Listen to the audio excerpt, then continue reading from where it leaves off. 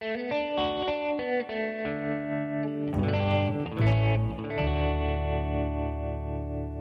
is History for Cocktail Parties with hack historians Thornton Kennedy and James Otley. Welcome to History for Cocktail Parties. My name is Thornton Kennedy. And I'm James Otley. James, today we're going to be doing some island hopping. A little island hopping. Go back to the coast of Georgia. Indeed. We've done some on Jekyll Island. Yeah, a few. But we'll be talking about those other barrier islands. There are more than 14 along the coast of Georgia. I think it's 100 miles of shoreline. Something like that, yeah. Only 4 are accessible by car. Huh. Yeah, Tybee Island, Sea Island, which we'll get into today, Yep. St. Simon's, and Jekyll Island. Most of them are owned by the state of Georgia or by the federal government, or like Sea Island, they're privately owned. And these are largely pristine. Cumberland being a perfect example. And Sapelo Island, which we'll talk about in a minute. That's right. It's, I think, 97% of it is pristine. Is that right? Untouched. For ages, the elite of America have gathered on the Georgia coast. That's right. We've already talked at length about Jekyll Island Club. Right. JFK Jr. and Carolyn Bessette get married here. Cumberland Island. Sea Island hosts the G7. The G7. You Yeah. have world leaders coming to the cloister. Absolutely. And for those of us who grew up here, it was a little surreal. Yeah, for sure. But it is one of the most beautiful places on the planet, in my humble opinion. Humble opinion. Did you grow up going down there? Not really. I mean, when I was an infant, through some fluke, my dad's PR agency had an account with this regional jet service, and my mother was actually able to fly down to Sea Island for the afternoon with me.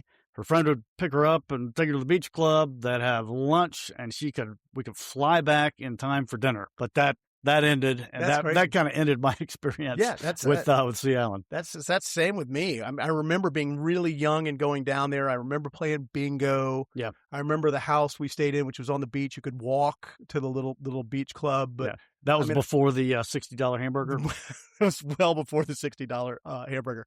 But more recently, I had a friend call me out of the blue a few years ago, and he asked me, is this your grandfather's name? And I'm like, well, yeah, it was. And he said, well, I just bought his house. And I called my father. It turns out that this was actually my great-grandparents' house. On Sea Island. On Sea Island. How cool. And it was the house that I had sort of grown up going to, but barely remember. Neat. And I was like, oh, my God, I can't wait to come see it. Yeah, did you get to go down and see it? He said, you better hurry because I'm tearing it down tomorrow morning. Oh. And so the house is gone. Thus ended the Kennedy legacy on Sea Island. Gone, and it was replaced by a much, much nicer house. Yes. Now, you came up with our signature cocktail today. That's right. The Dirty Shirley. The spiked Shirley Temple. Yeah. I think it's appropriate for anybody that's run around a place like that. When you're a little kid, you live on those Shirley Temples. You live on them. Just that Sprite with the grenadine in it, and it's just delicious. And then when you get to that age, you're a little bit older, maybe 15, 16 years old, you realize that if you find a friendly bartender, will put a little spot of vodka in there. And a little bit of dirty. There it is. So the Dirty Shirley. And now it gives me an opportunity to talk about one of our partners that we are thrilled to have, South State Bank. Banking with South State is a throwback to the days when you actually knew your banker. These days, banking can feel highly impersonal. Call centers, computer automated phone systems that only begrudgingly let you speak with a human. That's not how South State operates. South State's bankers are empowered to make decisions. The people you know and trust are the ones who get things done. Unlike most other banks, South State focuses on long-term relationships over short-term transactions. If you have screamed, "Representative," at the top of your lungs at your bank's automated 800 number one too many times, you really need to consider South State Bank. You can check out how South State Bank has you covered on everything from personal banking and mortgages to commercial and SBA loans to investing in wealth management at www.southstatebank.com. Or even better, to prove our point, speak to a banker directly at 404-444-0324. That's 404-444-0324. We truly appreciate your support. We really do. Now, James, I think if you asked most people grew up going to Sea Island who developed the cloister, they would probably tell you it was the Jones family. And we know they owned the Sea Island Company for several generations up to around 2010, thereabouts, right? In the Great Recession. But that's not quite correct. Right, right. It was actually a cousin of the Jones family, Howard Coffin, who is responsible for developing Sea Island and St. I Simons. knew nothing of Howard Coffin. Yeah. And he has one of the great stories. Someone should really write a book. He I imagine they have. has an incredible story. Incredible. Story. But so Alfred W. Jones Sr., he was known as Bill Jones. He was the patriarch of the Sea Island Company. That's who most people think of. I think Right. he's the one. Now, he was definitely instrumental in the development, and he was Howard Coffin's right-hand man, but it was Howard Coffin who actually had the vision and put up the money to develop Sea Island and a good portion of St. Simons Island in the 1920s. That's right, yeah. And kind of an interesting little footnote, Sea Island was originally called Long Island. That's crazy. Yeah, up until about 1926. And St. Simons was originally spelled St. Simon without the S, and also another variation of it was St. Simond with a D. And it's kind of neat. I have this old letter that my grandfather wrote in the 1920s that refers to St. Simons as St. Simond. Wow. Yeah, with the D. Do we have any idea when or why they dropped the D? Or I don't, actually. Wow. I don't know how it evolved future to St. episode. Simons. Yeah. I tried my best to find a connection to the St. Simonians, which we talked about in our Panama Canal. With the building of the Suez Canal. That's right. But I didn't have any luck on that. So again, Howard Coffin, amazing backstory, amazing individual. Before he developed St. Simons and Sea Island, he had this just amazing career. He was born in 1873 in West Milton, Ohio, a small Quaker town near Dayton. And he was actually born on the Jones family farm. His father died when he was little, and he was actually raised by the Jones family. So the connection is pretty close. Right. The connection was this: Howard's mother and Bill Jones's father, Rufus, were siblings. And so Bill Jones Sr. and Howard were first cousins. Right. But Howard was, if I'm doing my math right, and that's always questionable, about 30 years older than Bill. So Bill Jones called him Uncle Howard, even though they were first cousins.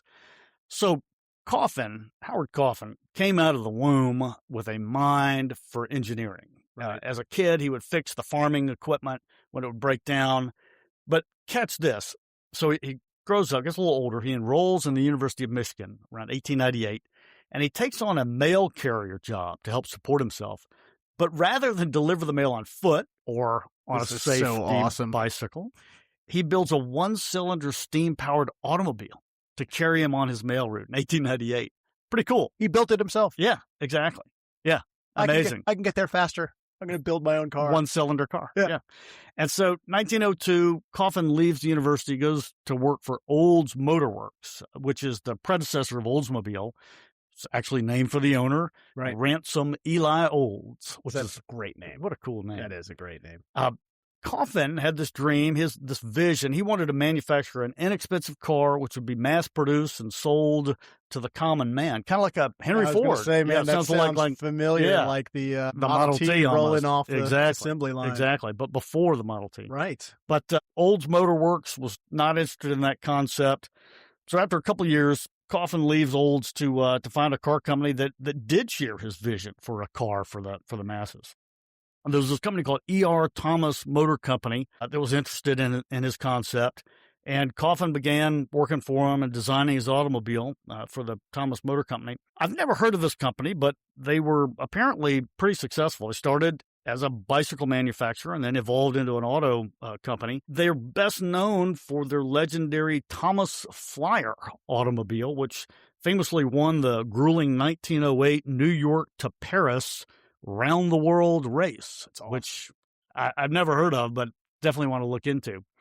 And so Coffin convinces the E.R. Thomas Company to start a subsidiary called Chalmers Detroit, which would produce this smaller car that Coffin wanted to build. They start this company, or the spinoff. Coffin gets 1/3 of the stock. He's already starting to accrue some wealth, but apparently something changed. The board dropped the idea of building the car, and as you can imagine, Coffin is very, very disappointed by this. So luckily, around this time, a guy named J.L. Hudson, who was the owner of the J.L. Hudson department store in Detroit, which apparently became one of America's most famous department stores. I've never heard of it, the department store, but I have heard of what came next. Yeah. So Hudson approaches Coffin and indicates that, hey, I'd be interested in financing a new company to build this economy car that you want to build. Obviously, Coffin was all in. Thus, the Hudson Motor Company. Hudson Motor Company. Yeah. Who knew? Yeah, was born with Coffin as the chief engineer and a principal shareholder. Gets a big chunk of that.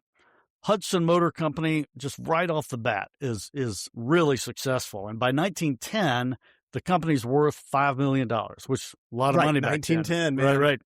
So this gives Coffin some extra change in his pocket, a lot of extra change, and gives him the money to invest in other endeavors, like real estate, for example. And one of these real estate investments was Sapelo Island, a barrier island, one of the barrier islands off the coast of Georgia.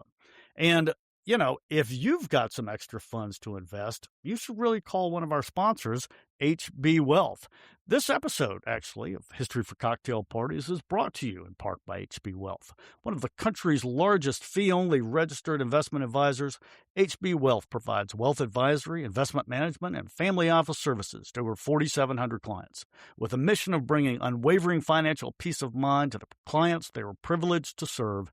HB Wealth delivers comprehensive advice and concierge-level care through a fee-only fiduciary approach. Investing includes the risk of loss, and past investment performance is not a guarantee of future results. Learn more at hbwealth.com. That's hbwealth.com. And we appreciate your support, HB Wealth. 100%. Now back to Sapelo Island. Yeah. It's a huge island Yeah. for one man to own. Yeah. 16,500 acres. I actually did not know it was that big. It's a big, and you know, one of the crazy wrinkles of American history, butterfly flapping its wings, maybe, and it may have been the site of San Miguel de Guadapa. 1526 might have been the first European settlement in the present-day United States. El Guapo? Right there on set. Yeah. No. It's not El Guapo. Oh, Lord. As previously discussed, it's one of the 14 barrier islands accessible only by boat. And you're going to get into that in just a second. But most importantly, it is home to one of the only Gullah communities, one of the last Gullah communities. And these are the descendants of formerly enslaved West and Central Africans. So 97% of the island is owned by the state of Georgia and managed by the Department of Natural Resources. But that little 3% is owned privately and includes Hog Hammock, which is that last Gullah community of about 50 people. And the only way to get there is to be invited by a guest, I guess. Well, no, you can take the ferry over there. You can just go? Yeah. My research indicated that you could not do that, but you took the ferry. I did. Without an invitation. We stayed at the Weekender, little inn that was in the Hog Hammock community. No food. Lord, there's no grocery stores. We should have brought more provisions, but beautiful island for sure. Fantastic. I love it. So how in the world did Howard Coffin hear about and then purchase Sapelo Island?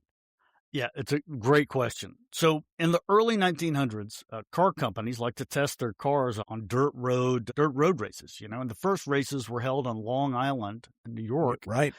But there were so many spectators that started to show up that became a safety hazard. And so around 1910, the most prominent races like the Vanderbilt Cup competition and the Grand Prix moved to a course in Chatham County, Georgia, at the invitation of the Savannah auto enthusiasts. What's crazy is that Savannah could have been Daytona. It Yeah. could have been Talladega. Yeah. I mean, this was the center of the auto racing universe. Yeah. Crazy. Pretty cool.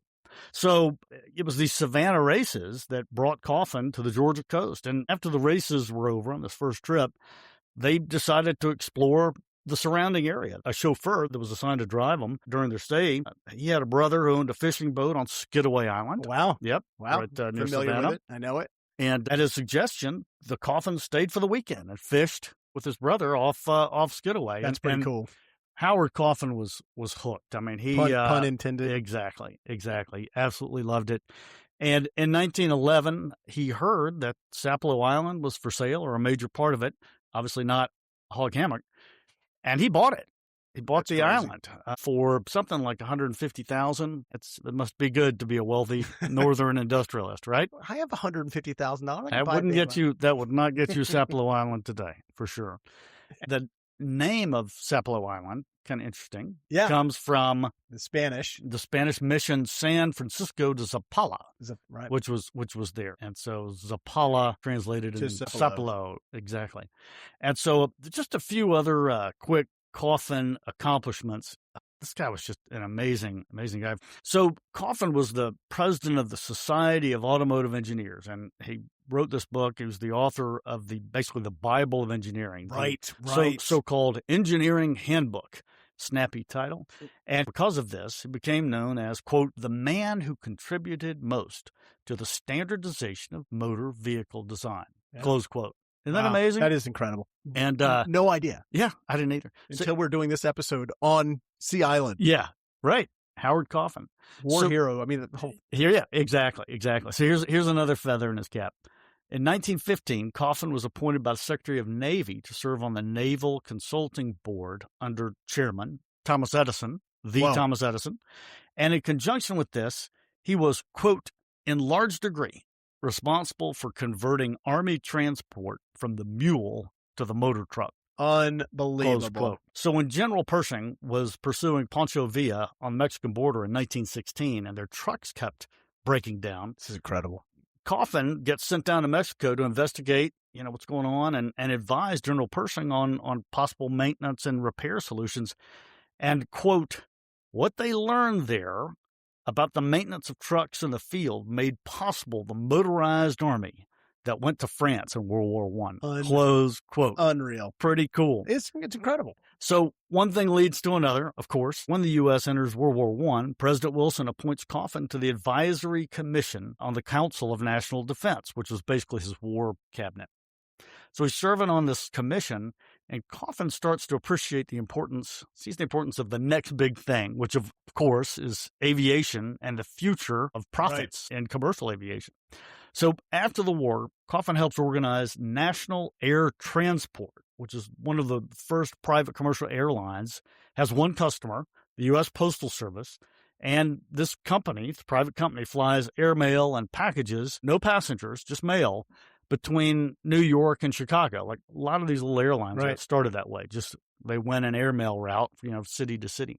And so National Air Transport ultimately becomes the biggest privately owned airline, or one of the biggest privately owned airlines in the world. You might have heard of it, United Airlines. Unbelievable. So Coffin, he makes money in the automotive industry, makes money in real estate, and makes money in aviation. And he just becomes wealthier and wealthier. And we're still talking about the Georgia coast. That's right. We're still in Sea Island. Exactly. But this is where Howard Coffin gets the money to do all of the great things. To buy Sapelo Island. Exactly. And to develop. Exactly. And we are getting closer to Sea Island and our island hopping jaunt to ultimately to Sea Island. But, you can't talk Sea Island and St. Simon's history and Sapelo Island history without talking about Alfred W. Jones. Bill Jones Sr. That's right. And Even though he's Alfred, Bill Jones goes Sr. by Bill Jones Sr. He's the grandfather, the patriarch, kind of that first generation associated with the Sea Island Company. Right. All right, so let me talk a little bit about him. Again, Bill Jones Sr. grew up in Dayton, Ohio. He's born in 1902. Where the Wright brothers are from. That's exactly Bringing right. history for cocktail parties full circle. There's also a Cox connection. No. Yeah. But I'm going to save that till future episode. That's on right. Cox. So similar to Wilbur Wright, whose life trajectory changed after getting his teeth knocked out, Bill Jones's life path also was altered by a serious medical condition. 1922, Jones develops tuberculosis. It's very serious. It's life-threatening. He has to drop out of college. And doctors, of course, prescribe the usual therapy of that time, a long rest at a sanatorium out west. But his cousin, Uncle Howard Coffin. It's like, man, I've got a great place for you to recuperate. Exactly. He's developing Sapelo Island at this time into a grand estate, which we'll talk a little bit about in a minute. And he suggests, hey, cousin Bill, why don't you come down to Sapelo Islands during the winter, not the middle of summer, and rest and... I was going to say, if it was August, you're going to be sucking on some serious humidity. Exactly. Right. Maybe picking up some yellow fever along the way. No, it's the middle of winter. And says, hey, come down here to rest and recuperate. And so he does. So in midwinter of 1923, Bill Jones heads down to Sapelo Island. And he recovers. He rests, and he recovers from the tuberculosis, and he starts working at Sapelo. And Right. I mentioned that Coffin was developing Sapelo into a grand estate. He's got all this money, Coffin does, from his investments in the automotive stocks and his airline stocks, and he's also picked up some Detroit real estate along the way. All this stuff is kicking off about $800,000 a year. Wow. Yeah. And it's a lot of money. It is. And Coffin is putting a lot of this money back into Sapelo. I mean, he's not just building a house down there in a polo field or something. He is building this whole agricultural operation down there. He does build a big house, which is still standing. It's now the Reynolds Mansion on Sapelo Island. It's a group conference center, a group use and conference center down there and retreat facility. Coffin at the time had 200 people working for him. Unreal. On Sapelo, yeah. And I mean, a huge operation. He had a huge herd of Angus cows and a dairy herd of Guernsey's cows, had a machine shop, a marine railway, a carpenter shop, shrimp and oyster cannery, had something like 27 boats down there, boats and barges. Unreal. This huge operation. The people from Hog Hammock actually worked for him as well for this project. And so Jones finds himself managing this operation for his Uncle Howard. Yeah, that's what's fascinating about Bill Jones Sr. to me is that he really ends up managing his uncle's properties. Yeah, exactly. Or his cousins. Yeah, exactly. And it's, I don't know if you remember from our first Jekyll Island episode, but this is not the first time that a nephew has managed an estate for his uncle on Sapelo Island. And if you recall, see if I can jog your memory here, maybe some of our memory of our listeners. Sapelo was owned in 1789 by 5 royalist Frenchmen who had escaped the French Revolution. And one of these owners was Bossuet, and he hired his nephew, de Bignon, to act as an agent. And manage his affairs. But he became disenchanted with de Bignon and shot him in the head. Yeah. Luckily, de Bignon survived and went on to buy and create a big farm and plantation on Jekyll Island. Jekyll Island. There you go, man. Indeed. So just love to tie that stuff in. All connected. It's all connected. A little coincidence of history there. And, of course, Coffin builds an airstrip down on Sapelo Island. He clears some pastures and kicks out the cows and the pigs and whatnot so his wealthy friends can fly in. One of the most famous people that lands on Sapelo Island is none other than Charles Lindbergh. Wow. Yeah. Not on his obviously transatlantic not on his transatlantic, but he was en route to Mexico. This was after his famous transatlantic flight, and he landed on Sapelo. And that's awesome. Went on to Mexico City, and that's where he met the ambassador's daughter, Anne Morrow, who would become his wife. Later married? Yes, indeed. That's unreal. Indeed. All right, so who knew? We're getting close to the real story at hand here. Took me a minute, but it's like our Jekyll Island episode. Indeed. A lot of threads. That's right, a lot of threads and a lot of rabbit holes. So there were 2 developments that occurred in the early 1920s that made Howard Coffin start looking beyond Sapelo Island for real estate investment opportunities. In 1923, a group of civic-minded citizens in Brunswick, Georgia, which is on the mainland, right there, right across from St. Simon's Island, for those that are not 100% familiar with the geography down there. And these citizens and 2 local engineers, one of whom was named Fernando J. Torres, who that name might be familiar to people that take that causeway over to St. Simon's. They urged the county to build a causeway across the marshes from Brunswick so people could get over to St. Simon's. At the time, the only way to get there was by ferry. Right. And there were 2 ferries. My research said it was the Emmeline and the Hesse that linked St. Simon's to the mainland. I've seen 2 other boats referenced as well, but these are the ones that... Old line visitors to the coast will know that there's a restaurant called Emmeline and Hesse's. Come on. Yeah. Oh, I didn't know that. Lori's cousin, ancestor, I guess, was the chef. Oh, no kidding. Emmeline and Hesse's. Oh, well, there you go. All right. So the owners of the Emmeline and the Hesse, the ferries, they were 2 Brunswick bankers, and they were stoutly opposed to this causeway being built. So you had the civic-minded folks trying to get the causeway built, and then these stodgy old bankers saying, "No way, not in my backyard." Well, the bankers lose out, And so they build the causeway. It gets opened July 11th, 1924. And as I said, they named it after Mr. Torres, who was one of the engineers that helped back the project. It really ends up changing the coast of Georgia. Absolutely. The causeway is 100%. the primary mover. I mean, all due respect. Yeah. That's getting people out there. Indeed. And so this is a real estate investor. This gets Coffin's attention. And at this point, when there were just ferries going over there, there wasn't much on St. Simon's. I mean, very few roads, if any. It was basically just kind of a boarded up little summer retreat for 9 months out of the being advantageous. Yeah, for sure. Because it's a blank slate. Indeed. And even more of a blank slate was Long Island or Sea Island. There was nothing out there. I mean, just some hogs and cows grazing. Literally nothing out there. So the other major event that occurred that got Coffin into looking into investing further in the area was the bankruptcy of the Georgia Coast and Piedmont Railroad. Interesting. And this was a rickety little short line railroad that ran from Jacksonville, Florida, up through Brunswick, and then on to Darien, Georgia, and then on to the clay pits of Ludowicz, Georgia. Ludowicz, Georgia. That's right. Never been. Which also, we can tie that to our Panama Canal episodes. They made the clay Spanish tile roofs. What? Yep, tiles for the buildings down in the canal zone in the early 19th. Absolutely gobsmacked. Indeed. So with this bankruptcy of this little railroad, the assets, they're being sold off. There's a Chicago salvage firm that's planning to sell the steel bridges. Right. Yeah, and that crossed all of the creeks and the rivers of the Altamaha River. And so the Brunswick Young Men's Club, they realized, man, this is going to leave our community cut us off, stranded. I mean, we're already remote, and now we're going to have no access whatsoever, except by water or sandy trails to the rest of civilization. So they come up with this plan. They buy the bridges from the salvage company, tell them to leave the bridges in place, and they go about persuading. They talk to anybody that'll listen, county, state, the feds.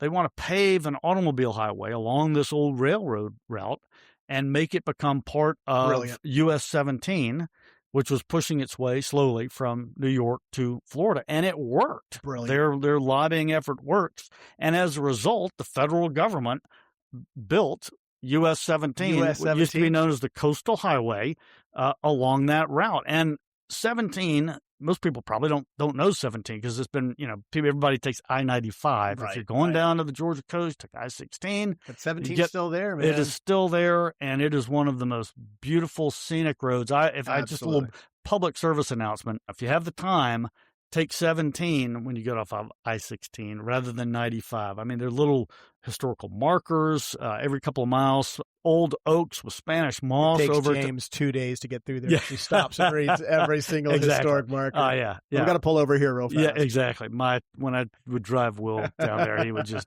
absolutely be going nuts.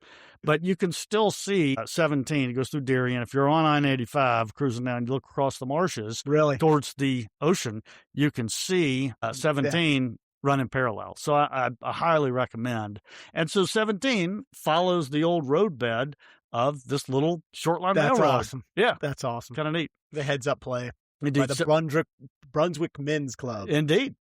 Civic minded. And so it was this causeway, as we said, that Torres Causeway, building of the causeway, and the selection of the US 17 route through Brunswick that really sends Howard Coffin on a real estate. Coffin just realizes this is going to be money. Yeah. Right. And so his first land purchase was in McIntosh County. It was in 1924.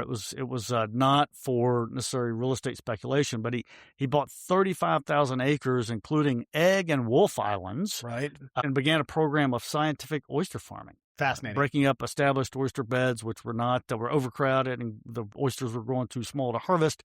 He would break these up and plant them. They'd do scientific tests in the best place to kind of sprout these new oyster beds.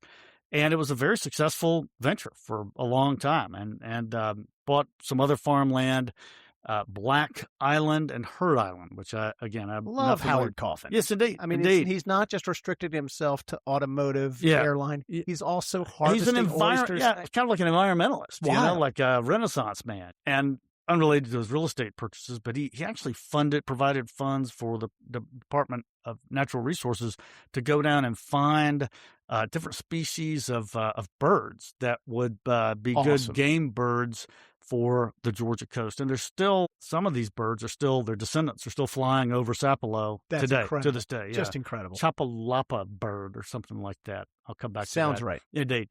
So finally, 1926, he island hops. He makes his way over to St. Simon's. St. Simon's, we have arrived. Indeed. And so he buys the King's Retreat tract on St. Simon's. This is on the southern tip, huge tract of land. This is where the lodge and the Sea Island Golf Course are currently. He also buys Gascoigne Bluff, which is when you're crossing the causeway, just get onto the St. Simon's, onto the island. It's over to the left, and a huge tract as well. And those were his first two purchases on St. Simon's. And that's where we're going to leave it today. But, man, I can't wait to get into how he keeps spending that money and makes Sea Island, ultimately the cloister, just into the magnificent place that it is today. Honestly, did not know anything about Howard Coffin. Amazing man. And he really, truly is one of those people who history should know more about. Yeah, exactly. Not just for his legacy on the Georgia coast, but for his contributions to the country. Yeah, he's World War I, yeah, going down and fixing the general motorized vehicles. I know. I mean, it's crazy. Yeah, exactly. How many places he touched. Yeah. Kind of early day Elon Musk, right? Yeah, and then he looks at the Georgia coast, cracks his knuckles, and goes, "This is the next big thing." Yeah, here we go. I love it. Well, we'll catch up on all of that and get on to the next island in our island hopping adventure on History for Cocktail Parties. Thank you for listening. Leave a comment. Let us know how we're doing. Thanks so much for listening.